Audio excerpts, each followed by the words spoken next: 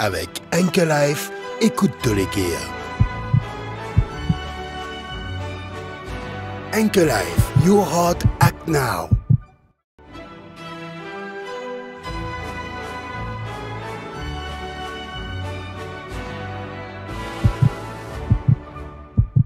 Bonjour, aujourd'hui je vais vous causer un peu de l'apnée du sommeil. L'apnée du sommeil, c'est une pathologie anormale que nous disons que nous peut ronfler. Il y a plusieurs qualités de ronflement, il y a parfois des gens qui sont fatigués de ronfler. Mais parfois, arrivé qu'il y a un ronflement anormal. Que parfois, nous disons que quand un gens peut ronfler, un partenaire a habitué de dire que la case peut vibrer. Ce n'est pas des gens qui une machine peut marcher, peut ronfler.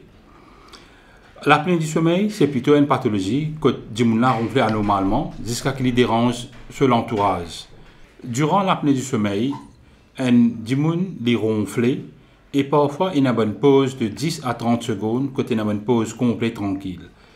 Et une fois arrivé que les gens ont même lever, ils finissent un petit réveil pour qu'ils respirent, ils prennent sur l'oxygène encore. Donc, nous avons trois qualités d'apnée du sommeil. Un, c'est une apnée du sommeil obstructive. Deuxième, c'est une apnée du sommeil central. Et troisième, c'est une apnée du sommeil mixte.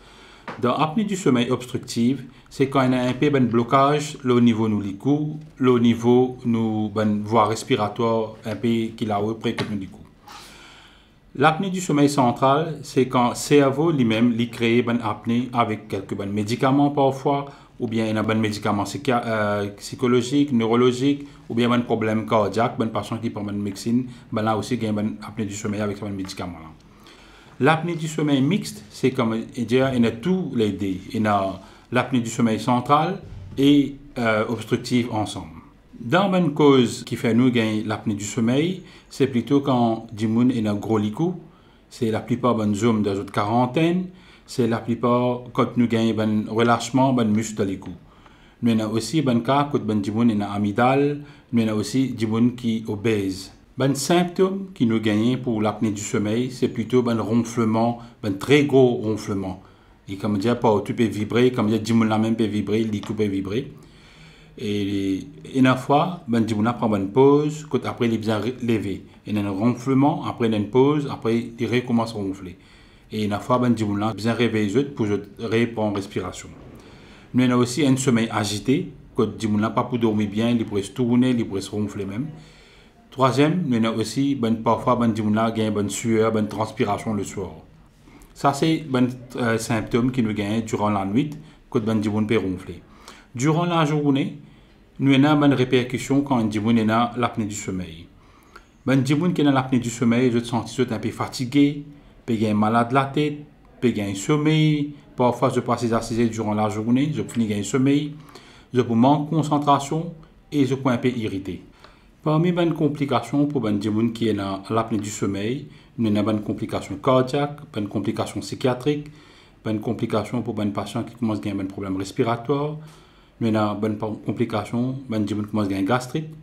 Pour les gens qui commencent à avoir des problèmes cardiaques, par exemple, nous avons des problèmes, je commence à avoir une douleur le cœur le soir, je commence à avoir une tension peut commencer à monter le soir et la journée. Je commence à avoir un battement de cœur qui est différent, un arythmie, comme on appelle ça. Et il y a des gens aussi avec l'apnée du sommeil, je plie à risque pour faire une crise cardiaque.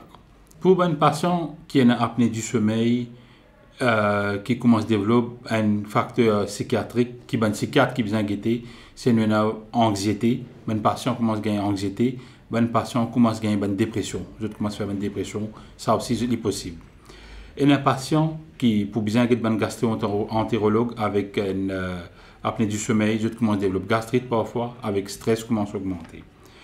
Pour un patient qui, avec l'apnée du sommeil, parfois je gagne aussi l'insuffisance respiratoire.